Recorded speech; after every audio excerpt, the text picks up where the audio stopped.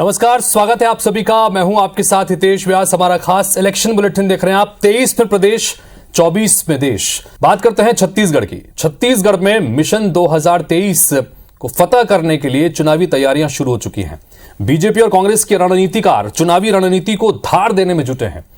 कांग्रेस के लिए जहां सरकार और संगठन दोनों जनता के बीच पहुंचकर जमीनी टोह ले रहे हैं, तो दूसरी तरफ बीजेपी भी लगातार मंथन कर रही है। दिल्ली में राष्ट्रीय कार्यसमिति की बैठक के बाद रायपुर पहुंचे बीजेपी के प्रदेश अध्यक्ष अरुण साव ने कहा कि पार्टी विधानसभा चुनाव में सभी वर्गों पर फोकस करेगी, जनाधार बढ़ाने के लिए सभी समाज को साथ लेकर चलेगी। जिस पर पीसीसी अध्यक्ष मोहन मरकाम ने कहा कि बीजेपी कुछ भी कर ले, 2023 में भी कांग्रेस की ही सरकार यहां पर बनना तय है। यानी दोनों पक्षों के अपने अपने दावे हैं। अब सवाल है कि सियासी वार पलटवार के बीच किसके पास जनाधार है, या जनाधार को पाने के लिए क्या कवायद पार्टियां कर रही है। इस पर डिबेट करेंगे, चर्चा करेंगे। हमारे साथ में इस वक्त स्टूडियो में दो खास मेहमान जुड़ चुके हैं। धनंजय ठाकुर कांग्रेस पार्टी के प्रवक्ता हैं, साथ ही हमारे साथ में अनुराग अग्रवाल जुड़ गए हैं, भारतीय जनता पार्टी के प्रवक्ता हैं। आप दोनों से चर्चा की शुरुआत करें उससे पहले एक बार नेताओं की वार पलटवार को सुनिए कि इस मसले को लेकर क्या कुछ कह रहे हैं।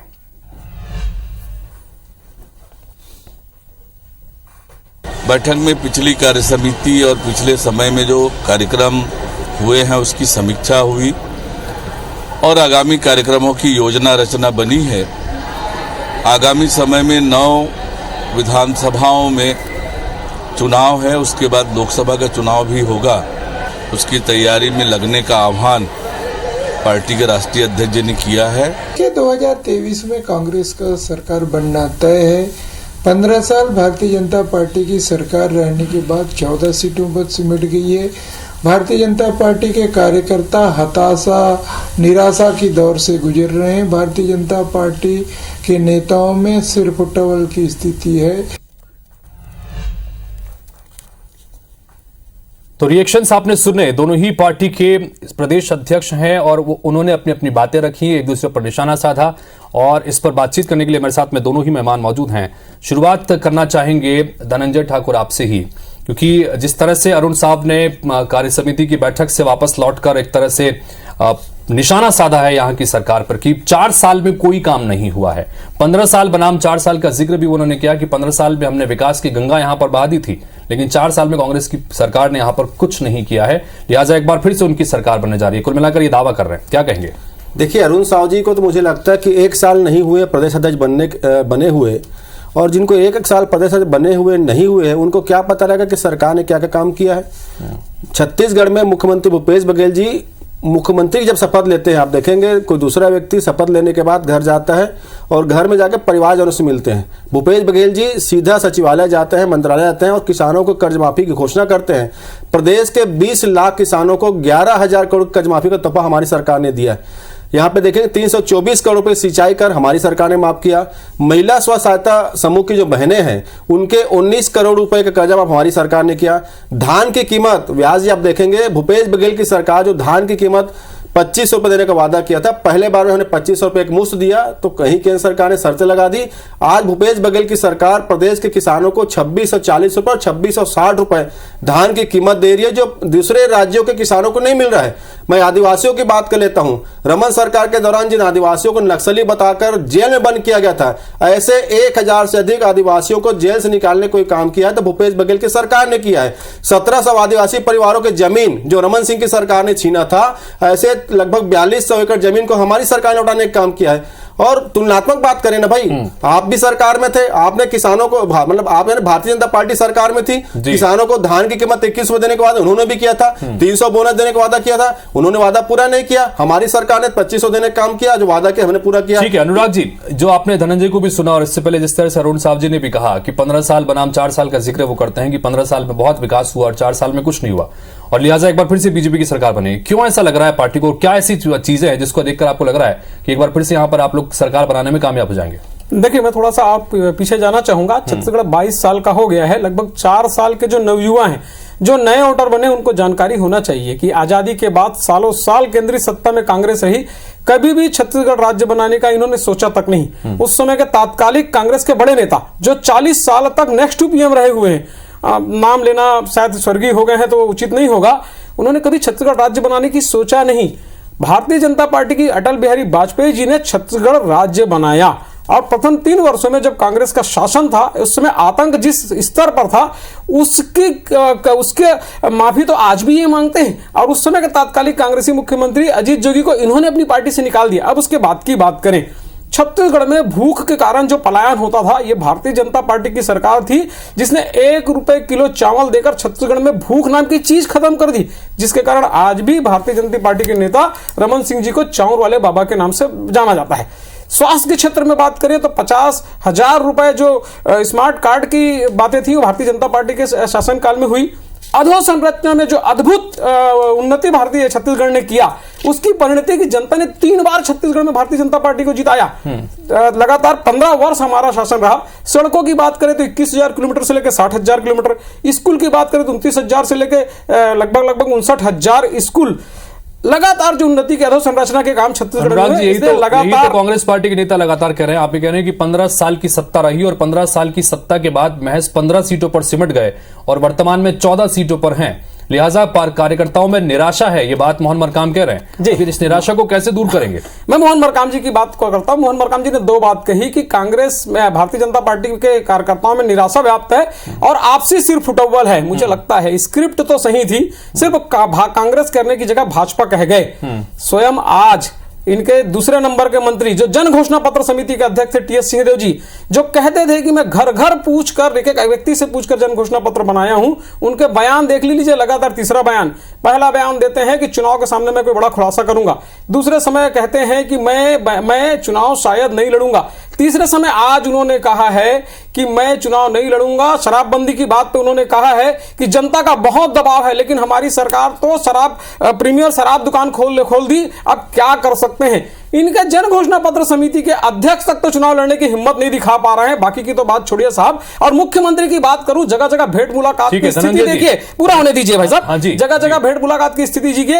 एक जगह कहते हैं ए लड़की बैठ जा, दूसरी जगह कहते हैं नेतागिरी मत कर, तीसरी जगह आरक्षण की मांग करने वाले को भूखने वाला कहते हैं। आज एक लड़के का कॉलर पकड़ के बाहर कर देते हैं। बौखलाहट बता रही है सरकार जाने वाली है। वही कह रहे हैं कि इस तरह की स्थिति तो कांग्रेस में है। देखिए, मैं आपके चैनल के माध्यम से जो अनुराग भाई ने कहा वही बात को रिपीट करता हूं कि अभी अभी जो युवा मतदाता बने हैं उनको भारतीय जनता पार्टी और आरएसएस के भ्रम जाल में नहीं फंसना चाहिए। इन्होंने बहुत अच्छी बात कही कि भूख के लिए रमन सिंह ने चावल की व्यवस्था किया। 1 रुपए के चावल की व्यवस्था नहीं किया, भूख पे घोटाला करने का रमन भाजपा की सरकार ने किया था।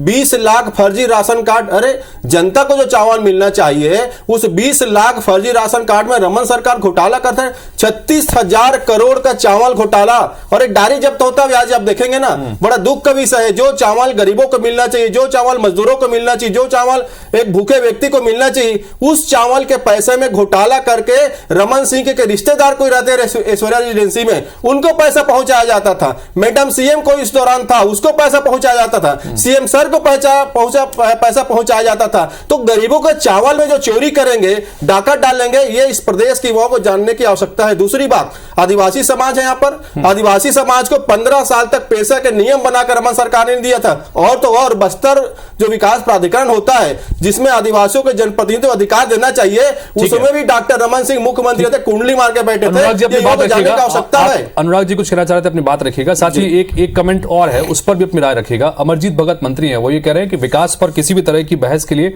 वो चुनौती देते हैं, बीजेपी के कोई भी नेता आए और उस पर बहस करें। मैं तो कहता हूं साहब, अमरजीत भगत समय तय कर ले, स्थान तय कर ले और नेता तय कर ले 14 में से। माननीय चंद्राकर जी की बात करें, बृजमोहन अग्रवाल जी की बात करें, धर्मलाल कौशिक जी की बात करें। मैं रमन सिंह जी की बात इसलिए नहीं कह रहा हूं कि साहब आप इतने सारे नेता हैं, जिनको चाहे 14 में से चुन लीजिए, स्थान आप चुनिए, आपकी सरकार है, जगह आप चुनिए। हम चुनौती पे बात करने के लिए तैयार है और हम कहते हैं आप चुनौती दिए हैं तो स्वीकार करिएगा। दूसरी बात, अच्छी बात कही माननीय धनंजय जी ने कि पीडीएस का 36,000 करोड़ का घोटाला हुआ है। आप याद करिए, उस समय को याद करिए जब माननीय भूपेश बघेल जी ने प्रधानमंत्री जी को पत्र लिखा कि पीडीएस घोटाले के मुख्य आरोपी अनिल टुटेजा और शुक्ला जी को ऊपर कार्रवाई नहीं हो रही है। आज पता करिए अनिल टुडे जी कहां हैं, इस सरकार की गोद में बैठे। आज पता करिए शुक्ला जी कहां हैं, इस सरकार की गोद में बैठे। जब इनकी सरकार बनी थी उन्होंने एसआईटी का गठन किया था। 4 साल हो गए साहब, हम तो कहते हैं ना हमारे मंत्री अगर कोई भ्रष्टाचार किए तो उस पर कार्रवाई करिए। आपके अधिकारी उसके पास है, किस अधिकारी पे कार्रवाई की? और साहब आज तो भ्रष्टाचार की आज मुख्यमंत्री सचिवालय तक पहुंच गई। सौम्या चौरसिया अंदर है, उसको निलंबित करने के बजाय आप कहते हैं कि इसके लिए राजनीति हो रही है। कौन है राजनीति में भाई? ईडी राजनीति में है कि सौम्या चौरसिया राजनीति में है? अच्छा सवाल उठाया। यही तो इस देश का दुर्भाग्य है कि जो देश के सर्वोच्च पद में बैठा व्यक्ति नरेंद्र मोदी जी रमन सरकार के घोटाले में जिन अधिकारियों के खिलाफ जांच के बाद पत्र लिखा गया उस पर कार्रवाई नहीं करते हैं। एसआईटी की बात कर रहे थे ना, हमारी सरकार ने तो घोषणा किया था 36,000 करोड़ का नान घोटाला की जांच हम एसआईटी के माध्यम से करेंगे। कौन है भाई? धर्मलाल कौशिक जी न्यायालय जाते हैं, चावल चोर का इसको नहीं पकड़ना है, एसआईटी की जांच को रोका जाए। अरे भारतीय जनता पार्टी का चरित्र है ना अपराधियों के साथ खड़े होने का। बताए ना नरेंद्र मोदी जी ने आखिर उन दोनों अधिकारी के ऊपर कार्रवाई क्यों नहीं किया? क्या उनको यह डर था कि उन दोनों अधिकारियों को निलंबित किया जाएगा, उसको सस्पेंड किया जाएगा तो जांच की आज भाजपा कार्यालय तक पहुंचेगी, भाजपा कार्यालय दिल्ली तक पहुंचेगी, इसलिए उनको बचाने का काम किया गया। हम तो आज भी कह रहे हैं एसआईटी जांच होने दीजिए। क्या तकलीफ था धर्मलाल कौशिक जी को? चावल चोर पकड़ाते ना, अगर एसआईटी की जांच होती तो झीरम घाटी कांड की जांच होती, कौन पकड़ाते? अपराधी पकड़ाते ना। क्या मतलब अपराधियों के साथ आपका? आप तो जांच को रोकने के लिए न्यायालय जाते हैं। ये पहला वो प्रदेश है जिसके नेता प्रतिपक्ष जो है एक अपराधी को पकड़ने के लिए जब जांच की जाती है उसको रोकने न्यायालय जाते हैं। अनुराग जी, जिस तरह से आज मुख्यमंत्री जी ने ट्वीट किया है और उन्होंने ट्वीट में कई सारे जिक्र किया, उन्होंने धान की खरीदी जो हुई है 1 लाख मीट्रिक टन धान की खरीदी, उसका जिक्र करते हुए कहा कि धनवान हो रहे हैं प्रदेश के किसान हमारे राज्य में। और इससे पहले नान घोटाला, प्रियदर्शनी बैंक घोटाला, अगुस्ता हेलीकॉप्टर समेत कई और जिक्र उन्होंने किया है कि सोशल मीडिया पर शब्द सीमा खत्म हो जाएंगे लेकिन घोटालों की ये फहरिस्त खत्म नहीं होगी। इस पर क्या कहेंगे? सौम्या चौरसिया जी को क्यों छोड़ दिया? लिख देना था ना भाई। और सिसोदिया जी और बाकी जो आज उनके बारे में भी लिख देना। जब लिखते हो तो पूरी गाथा लिखो ना, अधूरी गाथा क्यों लिखते हो? जब किसानों को धान मिलने की बात कहते हो तो पूरी गाथा कहो कि 61 लाख मीट्रिक टन चावल मतलब 92 लाख मीट्रिक टन धान केंद्र सरकार खरीद रही है। केंद्र सरकार उसके लिए 21,000 करोड़ रुपए आपको भेजती है। धान का पैसा भेजती है, बोरा का पैसा भेजती है, सिलाई का पैसा भेजती है, सुखद का भेजती है, परिवहन का भेजती है। बताओ ना कि आप कुछ 1000 करोड़ रुपए लेके अपना उंगली कटा के शहीद बनते हैं। और साहब जब प्रदेश की जनता पूछती है कि 60,000 करोड़ रुपए का कर्जा कहां से लिया तो आप कहते हैं हम किसानों को देते हैं। कितना दिया है? 20,000, 25,000 करोड़। बाकी पैसा कहां गया? बाकी पैसा गया आसाम के चुनाव में, उत्तर प्रदेश के चुनाव में। एक बात और कहता हूं मैं, एक बात और कहता हूं, छत्तीसगढ़ में आप और हम लंबे समय से रहे, कितनी शांत फिजा, कितना खुशनुमा माहौल और कितना आपस में भाईचारा होता था। लेकिन एक बात बताएं, जब सुकमा के एसपी दिनेश कुमार पत्र लिखते हैं कि आदिवासी अंचलों में धर्मांतरण का बहुत बड़ा जोर चल रहा है, कभी न कभी संघर्ष की स्थिति उत्पन्न हो सकती है, सावधान रहने की आवश्यकता है। बस्तर कमिश्नर चुरेंद्र जी कहते हैं स्थिति इतनी बिगड़ जाती है कि गृह मंत्री ताम्रध्वज साहू जी अपने समाज की बैठक में कहते हैं भैया धर्मांतरण काबर करा था का स्वर्ग जाओ हम नर्क में जाबो। ठीक है अनुराग जी, समय की कमी, थोड़ा संक्षेप में आप फाइनल कमेंट इस पे चाहूंगा आपका मैं इस पूरे विषय के संदर्भ में।